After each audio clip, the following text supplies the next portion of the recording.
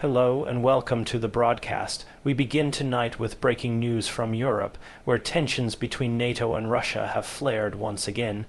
Germany has scrambled fighter jets after a Russian military aircraft violated NATO airspace over the Baltic region, setting off alarms across the alliance.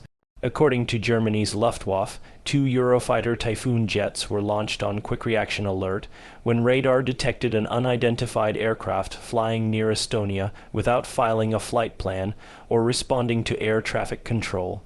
NATO officials confirmed the aircraft was later identified as a Russian IL-20M reconnaissance plane, operating with its transponder switched off and no communication with civilian or military controllers.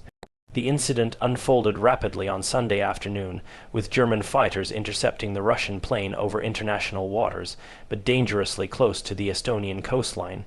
After visual identification, the Russian aircraft was escorted until Swedish NATO forces took over the operation, and the German jets returned safely to base.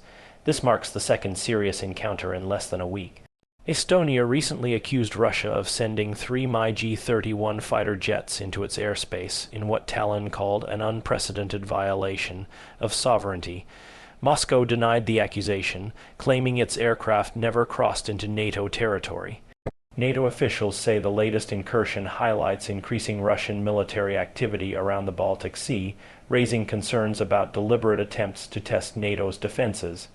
Such encounters have become more frequent since Russia's war in Ukraine began, with alliance forces on constant alert to prevent miscalculations that could spiral out of control.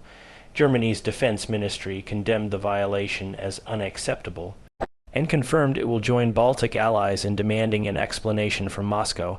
Estonia has already requested NATO consultations under Article 4, a provision allowing member states to discuss threats to territorial integrity and security.